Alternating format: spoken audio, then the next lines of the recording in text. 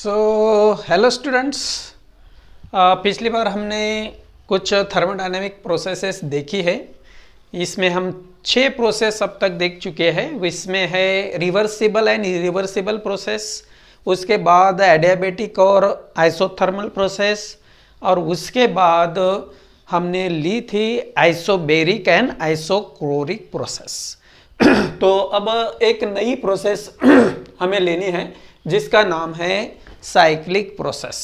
तो cyclic process क्या होते हैं इसकी अंडरस्टैंडिंग कर लेते हैं। चलो शुरू करते हैं फिर साइक्लिक प्रोसेस।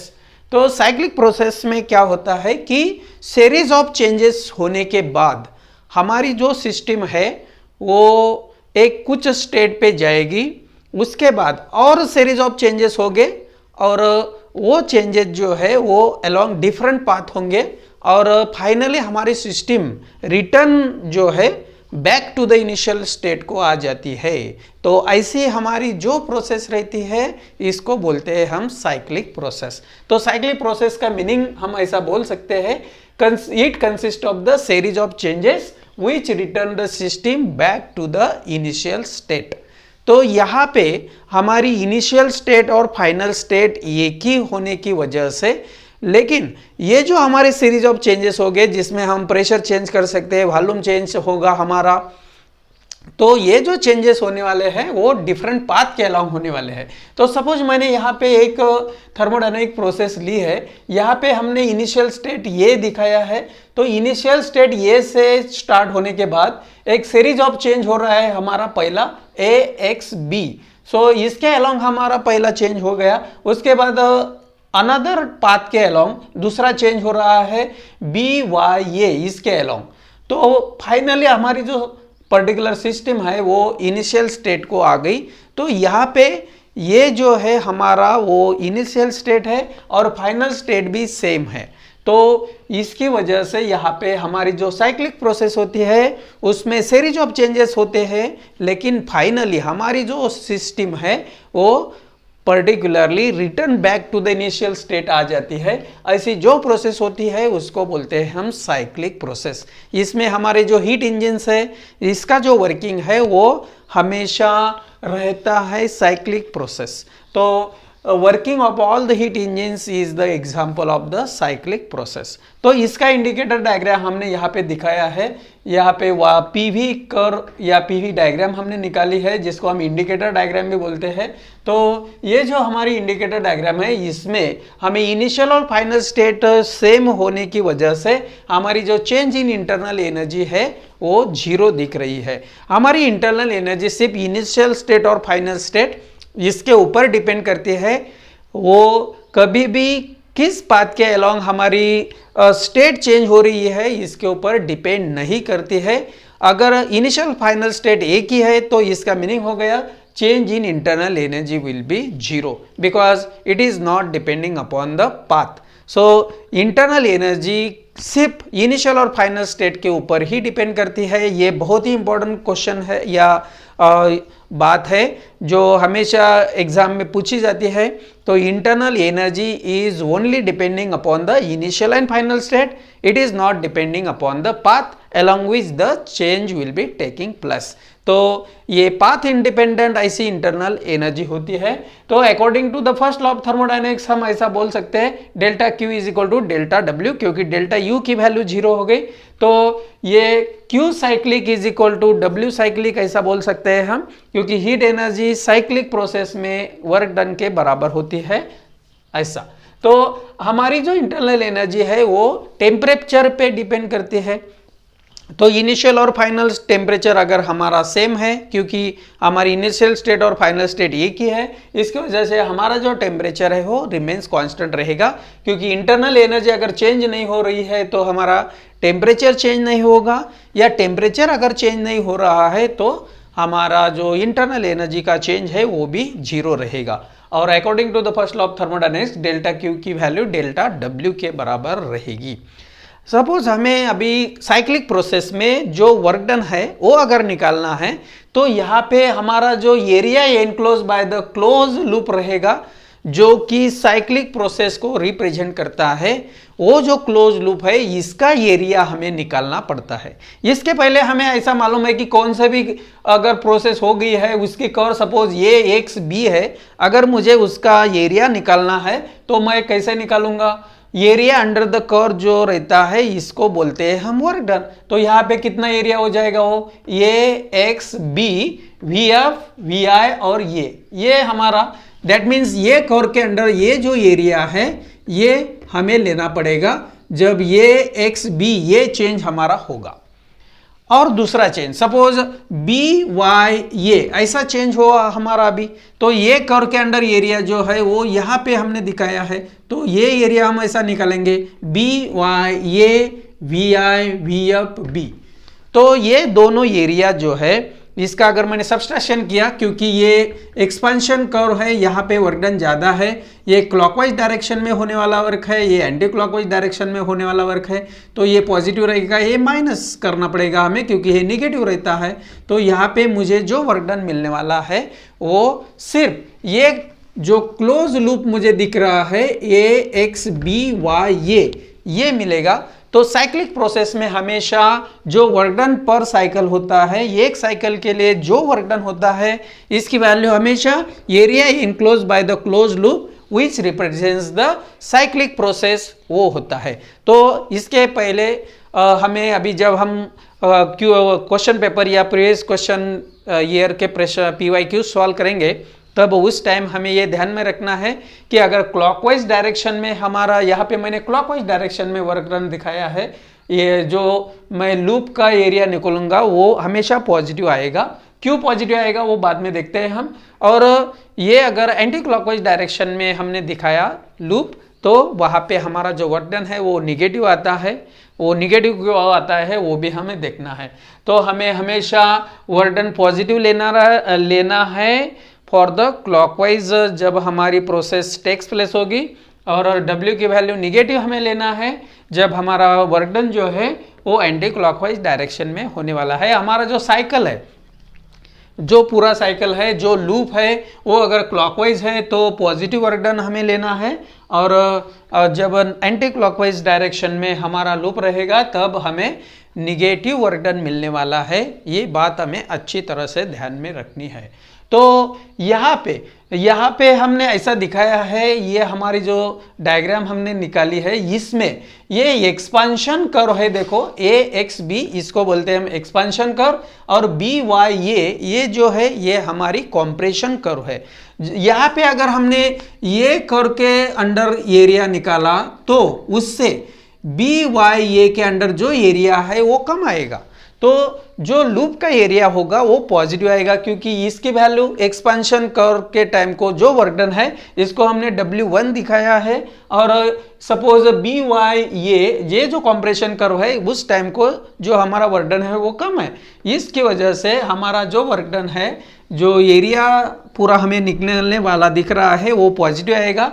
तो यहाँ पे जो वर्क डन है वो पॉजिटिव आने की वजह से हम ऐसा बोल सकते हैं कि work done will be done by the system. Work कौन कर रहा है?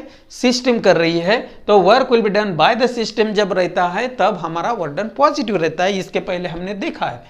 अगर हमारा लूप क्लॉकवाइज रहता है तो एक्सपेंशन कर्व जो है हमारी ऊपर वाली वो हमेशा कॉम्प्रेशन कर्व के ऊपर आपको दिखेगी।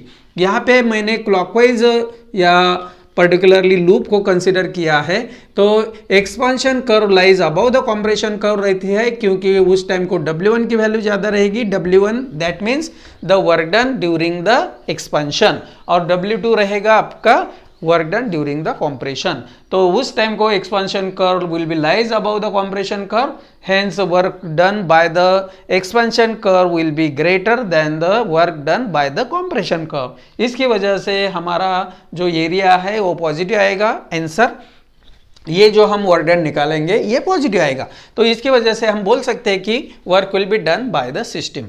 इसके बाद if the close loop is anti clockwise रहेगा तो expansion curve lies below the compression curve रहती है, अगर आपकी expansion curve below the compression curve है तो आपका एरिया जो है वो निगेटिव आएगा। यहाँ पे जो वर्क डन हमारा एक्सपेंशन के दौरान है वो कम रहेगा और जो कंप्रेशन के दौरान वर्क डन है वो ज़्यादा रहेगा। इसकी वजह से हम ऐसा बोल सकते हैं कि एरिया अंडर द कर्व जो है हमारा टोटल एरिया जो है, जो हम लूप का एरिया निकालते हैं वो निगेटिव आने वाला है। उस टाइम को हमारा जो वर्क डन है वो ऑन द सिस्टम हुआ है ऐसा बोलते हैं, क्योंकि जब हमारा वर्क डन निगेटिव आता है तो work will be done on the system रहता है। अगर वर्क डन पॉजिटिव है तो उस टाइम को work will be done by the system रहता है। तो ये हो गई हमारी साइक्लिक प्रोसेस, जिसमें आपको ये फार्मूला जो है वो अच्छी तरह से ध्यान में रखना है। और ये जो दो बातें हैं कि आपका क्लॉकवाइज अगर लूप है तो आपका एरिया जो है वो पॉजिटिव आने वाला है, और आपका लूप अगर एंटी क्लॉकवाइज आपने कंसिडर किया है या आपको सॉल्व करने के लिए दिया है तो आपका जो वर्क डन है वो निगेटिव आने वाला है। सो this is a very simple process. और ये है हमारी इंडिकेटर डायग्राम या पीवी डायग्राम जिसको बोलते हैं हम। तो इतनी बातें हमारे बुक में दी है वो हमने डिस्कस कर ली है, और that is very simple thing.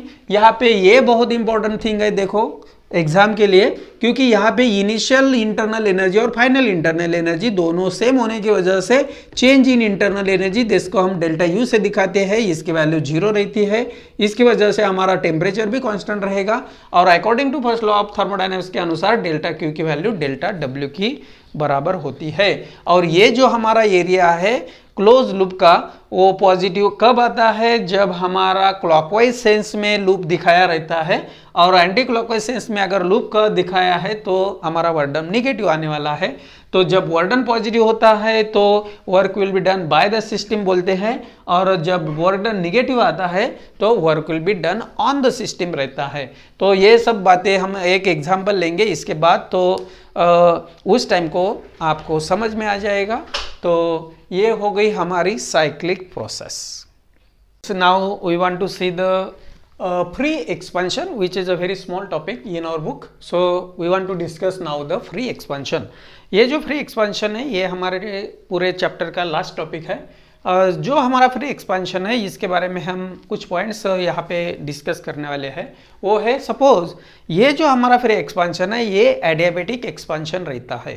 Free expansion is nothing but the adiabatic expansion. अगर ये एडियाबेटिक एक्सपेंशन है तो यहाँ पे हीट अंदर जाने वाली नहीं है, या हमारी जो हीट है वो अंदर से बाहर भी आने वाली नहीं है। There is no exchange of heat will be takes place because these expansions are the adiabatic expansions. और ये केस में और एक बात ऐसी रहती है कि कोई भी वर्क डन जो है यहाँ पे होने वाला नहीं है। तो दो चीज़ें इंपॉर्टेंट है, एक है हमारा कि ये जो हमारा फ्री एक्सपेंशन है वो एडियाबेटिक एक्सपेंशन होता है। अगर ये एडियाबेटिक एक्सपेंशन है तो कोई भी अमाउंट ऑफ हीट एनर्जी हम सिस्टम को नहीं दे रहे, या सिस्टम कोई भी amount of heat energy release नहीं कर रही है। और दूसरा इंपॉर्टेंट कि यहाँ पे इस केस में भी कोई भी अमाउंट ऑफ वर्क डन होने वाला नहीं है। तो हम ऐसा लिख सकते हैं अभी कि हमारी जो हीट सप्लाइड या हीट अमाउंट ऑफ एनर्जी जो रिलीज होने वाली है या अमाउंट ऑफ वर्क डन जो है ये इसकी वैल्यू 0 रहेगी।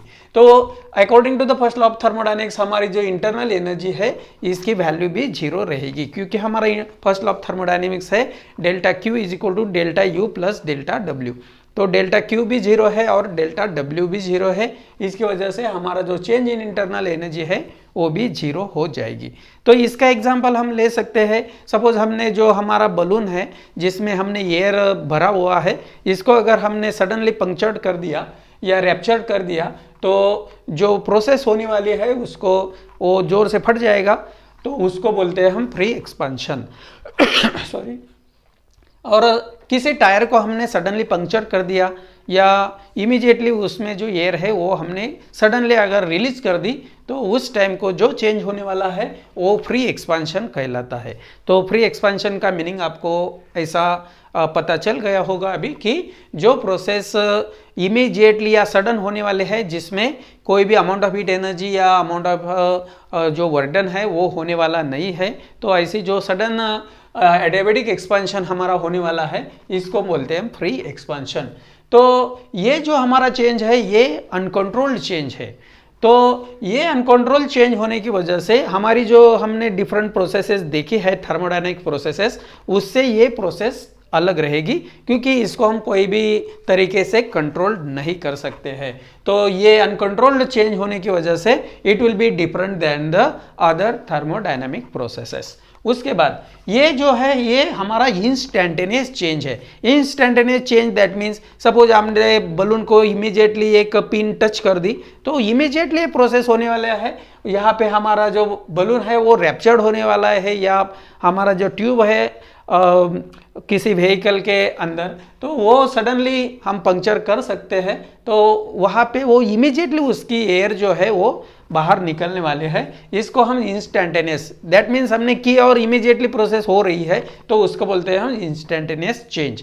तो ये जो इंस्टेंटेनियस चेंज है ये हमारी जो सिस्टम है, ये system is not in the thermodynamic equilibrium रखने के लिए हमें ऐसा बोलना पड़ेगा अभी कि इंस्टेंटेनियस चेंज होने की वजह से हमारी ये जो सिस्टम है थर्मोडायनेमिक सिस्टम, ये इक्विलिब्रियम कंडीशन में नहीं रह सकती। तो system is not in the thermodynamic equilibrium because this change will be the instantaneous change. क्योंकि हमारा जो थर्मोडायनेमिक इक्विलिब्रियम है इसके लिए हमारी जो प्रोसेस है वो बहुत ही स्लो होने चाहिए, ऐसा हमें मालूम है। अगर वो प्रोसेस इमीडिएटली हो जाती है, सडन हो जाती है, तो वहाँ पे हमारी जो सिस्टम है वो थर्मोडायनेमिक इक्विलिब्रियम में नहीं रह सकती। उसके बाद इसका जो हमारा इंडिकेटर डायग्राम है वो हम निकाल नहीं सकते, क्योंकि यहाँ पे हमें सिर्फ इनिशियल और फाइनल स्टेट मालूम रहेगी।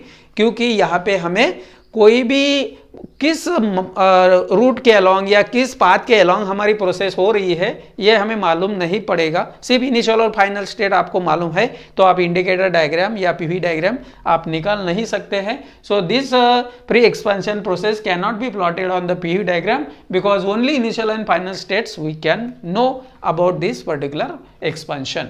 No work will be done, हमने अभी देखा कि यहाँ इस केस में या फ्री एक्सपेंशन में हमें कोई भी वर्क डन होता हुआ नहीं दिखाई देता है। इसके वजह से हम बोल सकते हैं कि there will be no any change in the internal energy. कोई भी इंटरनल एनर्जी यहाँ पे चेंज नहीं हो रही है according to first law of thermodynamics मालूम है हमें, क्योंकि क्यू की वैल्यू डब्ल्यू की वैल्यू भी जीरो है, क्यू की वैल्यू जीरो है, दैट मीन्स वर्क हमारा हो नहीं रहा है। इसकी वजह से हमारी जो इंटरनल एनर्जी में चेंज होने वाला है जिसको हम डेल्टा यू से दिखाते हैं वो भी हमारा चेंज नहीं होने वाला है। हमारा जो एक्सपेंशन ऑफ द गैस है against the zero external pressure, इसको ही बोलते हैं हम फ्री एक्सपेंशन। ये जो प्रोसेस होगा under zero external pressure, the expansion of the gas जो रहेगा इसको हम फ्री एक्सपेंशन बोल सकते हैं। तो हमारी जो फ्री एक्सपेंशन प्रोसेस है इसके बारे में इतने पॉइंट्स आपको ध्यान में रखने हैं। पहला पॉइंट आपको बताया मैंने कि ये जो एक्सपेंशन है वो एडियाबैटिक एक्सपेंशन होने की वजह से और इस प्रोसेस में कोई भी अमाउंट ऑफ बर्डन होने वाला नहीं है, तो क्यू और डब्ल्यू की वैल्यू जीरो हो जाएगी। कोई भी हीट एनर्जी इसमें एंट्री नहीं करने वाली है या बाहर जाने वाले है, क्योंकि उतना टाइम मिलने वाला नहीं है, इतना सडन ये एक्सपेंशन होने वाला है। तो डेल्टा यू या हमारी जो चेंज इन इंटरनल एनर्जी है वो भी जीरो रहेगी, वर्क डन जो है वो भी जीरो रहेगा। और ये जो हमारी प्रोसेस है इसके बारे में हम दो एग्जांपल ले सकते हैं। बलून इज रैप्चर्ड सडनली और हमारा जो ट्यूब और या टायर है उसको सडनली अगर हमने पंक्चर कर दिया तो वहाँ पे फ्री एक्सपेंशन होने वाला है। ये अनकंट्रोल्ड चेंज है क्योंकि इसमें जो होने वाला चेंज है वो हम कंट्रोल नहीं कर सकते हैं, इसलिए ये प्रोसेस जो है हमारी थर्मोडायनेमिक प्रोसेसेस जो हमने देखी है इससे अलग प्रोसेस है, क्योंकि वो प्रोसेस में हम कोई भी सिस्टम या पर्टिकुलर जो चेंज होने वाला है उसको कंट्रोल कर सकते हैं। So this free expansion is different than the thermodynamic process because this is uncontrolled change. ये इंस्टेंटेनियस चेंज होने की वजह से हमारी जो सिस्टम है वो थर्मोडायनेमिक इक्विलिब्रियम में नहीं रहने वाली, और इसका जो पीवी डायग्राम है वो भी हम निकाल नहीं सकते क्योंकि इस प्रोसेस में सिर्फ हमें इनिशियल और फाइनल स्टेट मालूम होती है। इसकी वजह से हम उसका पीवी डायग्राम भी नहीं निकाल सकते, और जो हमारा वर्डन है इस प्रोसेस में वो भी जीरो रहता है, इंटरनल एनर्जी भी जीरो रहती है, और हमारा कोई भी एक्सपेंशन ऑफ द गैस अगर एक्सटर्नल जीरो प्रेशर के अंडर हमने किया तो उसको हम फ्री एक्सपेंशन बोल सकते हैं। So this is all about the free expansion. तो अभी हमने जस्ट फ्री एक्सपेंशन कंप्लीट कर लिया है और साइक्लिक प्रोसेस भी। उसके बाद हमारे जो कॉम्पिटिटिव एग्ज़ाम है इसमें बहुत सारे अलग अलग टाइप के क्वेश्चंस पूछे जाते हैं थ्योरी से रिलेटेड। वैसे तो हमारी थ्योरी अच्छी तरह से अगर प्रिपेयर्ड है तो हम एग्ज़ाम में आंसर लिख सकते हैं, लेकिन फिर भी कुछ ऐसे पॉइंट्स हैं जो आपको हमेशा ध्यान में रखने हैं। ऐसे 7-8 पॉइंट्स मैं यहाँ पे डिस्कस करने वाले हूँ, क्योंकि ये कॉम्पिटिटिव एग्जाम के लिए बहुत ही इंपॉर्टेंट है। तो इसमें पहला पॉइंट ऐसा है कि if the volume of the any thermodynamic system is constant, that time amount of work done जो है वो जीरो होता है। तो हमें ऑब्वियसली मालूम है कि हम वर्क डन जो निकालते हैं वो P इंटू डेल्टा वी ऐसा निकालते हैं थर्मोडायनेमिक्स में। तो P इंटू डेल्टा वी की जगह पे अगर P की वैल्यू मैंने F अपॉन ये डाल दी और डेल्टा V की वैल्यू अगर मैंने यहाँ पे V डाल दी, तो यहाँ पे एरिया और वॉल्यूम के जगह से यहाँ पे X तैयार हो जाएगा। तो X तैयार होने के बाद वहाँ पे F इंटू X ऐसा हो जाएगा। तो डिस्प्लेसमेंट यहाँ पे जरूरी है। तो यहाँ पे अगर डिस्प्लेसमेंट ही नहीं होने वाला है, क्योंकि हमारा जो वॉल्यूम है वो रिमेन्स कांस्टेंट है, यहाँ पे हमारा डिस्प्लेसमेंट न होने की वजह से यहाँ पे हमारा जो अमाउंट ऑफ बर्डन है वो जीरो रहेगा। So in any thermodynamics process if the volume will be remains constant, that time there will be no displacement will be takes place by of the piston जो रहेगा हमारा जो system हमने consider की है। तो यहाँ पे अगर डिस्प्लेसमेंट ही जीरो है तो यहाँ पे कोई भी अमाउंट ऑफ बर्डन होने वाला नहीं है। So in any thermodynamical process delta W की वैल्यू हमें लेनी पड़ेगी जीरो, क्योंकि यहाँ पे कोई भी डिस्प्लेसमेंट होता नहीं है अगर वॉल्यूम कांस्टेंट होता है। तो दूसरा एक इम्पोर्टेंट ऐसा है कि हम जब एरिया निकालते हैं, एरिया अंडर द कर्व निकालते हैं in order to find the amount of work done, क्योंकि अमाउंट ऑफ वर्डन जब हम निकालते हैं, हमने साइक्लिक प्रोसेस में जस्ट अभी देखा है इससे पहले कि वहाँ पे हम जो वर्डन निकाल रहे हैं तो वो वर्डन निकालने के लिए हमें P इंटू डी वी ऐसा लेना पड़ता है या integration of P into D V लेना पड़ेगा। तो वहाँ पे अगर P की वैल्यू आपने डाल दी, जस्ट मैंने अभी आपको बताया कि अगर P की वैल्यू मैंने F अपॉन ये ऐसे डाल दी और उसको मल्टीप्लाइड बाय ये V लिया मैंने, तो ये हो जाएगा हमारा F इंटू एक्स। तो ये है हमारा वर्क डन। तो जो एरिया अंडर द कर्व है वही वर्क डन है, और वर्क डन जो है इसके जो हमारे पर्टिकुलरली डायमेंशंस है वो डायमेंशंस ऑफ वर्क या एनर्जी वो आएंगे, क्योंकि हमें मालूम है area under the PV curve is nothing but the amount of work done. तो ये जो area under the PV curve है इसके डायमेंशंस आपको पूछे तो इमीडिएटली आप वर्क या एनर्जी के जो डायमेंशंस है m⁻⁴, l⁻², t⁻⁻², 12-2 ऐसा आपको ध्यान में रखने को मैंने बोला है, वो डायमेंशंस आपको मिल जाएंगे। अगर आपको ऐसा क्वेश्चन पूछा कि area under the PV curve shows the dimensions of which quantity, वहाँ पे आपको 30,000 क्वांटिटीज दी रहेंगी, तो वहाँ पे आपको एनर्जी या वर्क के जो डायमेंशंस है वो आपको लेने हैं। उसके बाद जो नेक्स्ट है वो है हमारा work done is not the thermodynamic function या थर्मोडायनेमिक वेरिएबल। तो थर्मोडायनेमिक वेरिएबल जो है हमारा वो यहाँ पे वर्क डन हमें लेना है, और यहाँ पे हमारा जो वर्क डन होने वाला है वो नॉन कंजर्वेटिव फोर्स करने वाला है। लेकिन हमारा जो नॉन कंजर्वेटिव फोर्स है वो हमेशा पाथ डिपेंडेंट रहता है, क्योंकि अलग अलग पाथ के अलोंग यहाँ पे हमें अलग अलग वैल्यूज मिलने वाले हैं वर्क डन की। अगर आपका कंजर्वेटिव फोर्स रहता है तो उस टाइम को वो पाथ इनडिपेंडेंट रहता है, तो इसके वजह से वो अलग बात होती है। लेकिन हमारा इस केस में जो वर्क डन है वो नॉन कंजर्वेटिव फोर्स की वजह से होता है। नॉन कंजर्वेटिव फोर्स यानी कि वो हमेशा पाथ के ऊपर डिपेंड रहने वाला वर्क डन होता है, तो हमें अलग अलग वर्क डन की वैल्यू मिलती हुई दिखाई देंगी यहाँ पे। तो ऐसा जो पर्टिकुलर हमारा फोर्स है वो पाथ डिपेंडेंट होने की वजह से हमारा जो वर्क डन है वो भी हमारा डिपेंडेंट क्वांटिटी में गिना जाएगा, इसलिए वो थर्मोडायनेमिक वेरिएबल या थर्मोडायनेमिक फंक्शन नहीं रह सकता। तो यहाँ पे हम अब ऐसा बोल सकते हैं कि work done is not the thermodynamic function because it is due to the non conservative force. Actually हमारा जो वर्क डन है वो mode of transfer of energy है, ये हमने हीट और वर्क के बारे में देखा है। तो अमाउंट ऑफ हीट और अमाउंट ऑफ वर्क दोनों भी जो है हमारे वो मोड ऑफ एनर्जी ट्रांसफर होते हैं। तो यहाँ पे हमारा जो वर्क डन है वो कभी भी थर्मोडायनेमिक फंक्शन हो नहीं सकता या थर्मोडायनेमिक वेरिएबल वो नहीं हो सकता। जैसे कि हमने प्रेशर वगैरह लिया है, सपोज डेंसिटी है, डेंसिटी की जो है हमारी मास अपॉन वॉल्यूम ऐसा लिखते हैं हम, तो वॉल्यूम ये आपका थर्मोडायनेमिक फंक्शन है, मास ये आपका थर्मोडायनेमिक वेरिएबल है, तो ऑटोमेटिकली डेंसिटी भी रहेगी, तो ऐसा हम बोल सकते हैं। तो work done is not the आपको 4 क्वांटिटी दी रहेगी, तो डेंसिटी रहेगी, प्रेशर रहेगा और मास रहेगा और वर्क डन रहेगा। तो इसमें वर्क डन जो है वो हमारी कभी भी थर्मोडायनेमिक स्टेट फंक्शन नहीं हो सकती, ऐसी क्वांटिटी है। उसके बाद अगर आपको ऐसा पूछा कि सडन कॉम्प्रेशन अगर आपने किया तो सडन कॉम्प्रेशन में प्रेशर के ऊपर क्या इफेक्ट होने वाला है, जो सिस्टम है उसको आपने सडन कॉम्प्रेस किया तो क्या होने वाला है, सडन कॉम्प्रेशन की वजह से हमारा जो इनसाइड टेम्परेचर है वो बढ़ जाएगा, लेकिन आफ्टर सम टाइम क्या होगा कि वो जो अमाउंट ऑफ हीट एनर्जी उसने एब्सॉर्ब की है वो फ्लो आउट हो जाएगी, बाहर निकलने लगेगी, ऑटोमेटिकली उससे हमारा जो टेम्परेचर है वो धीरे धीरे डिक्रीज होने लगेगा। तो यहाँ पे हमें ऐसा दिख रहा है कि volume is remains constant. Volume अगर कांस्टेंट है तो हम ऐसा बोल सकते हैं कि प्रेशर और टेम्परेचर डायरेक्टली प्रोपोर्शनल रहेंगे। तो हमारा अगर टेम्परेचर पहले बढ़ रहा है बाद में कम हो रहा है तो हमारा प्रेशर अगर सडन कॉम्प्रेशन करने के बाद शुरू में इंक्रीज होने वाला है, लेकिन जब amount of heat energy flow out होने लगेगी तब हमारा जो टेम्परेचर है वो डिक्रीज होने वाला है। अगर टेम्परेचर डिक्रीज होता है तो हमारा प्रेशर जो है वो भी डिक्रीज होने लगेगा, because P is proportional to T, ऐसा होगा in case of the sudden compression. तो सडन कॉम्प्रेशन में प्रेशर के ऊपर क्या इफेक्ट होता है, इससे रिलेटेड ये क्वेश्चन आपका रहेगा।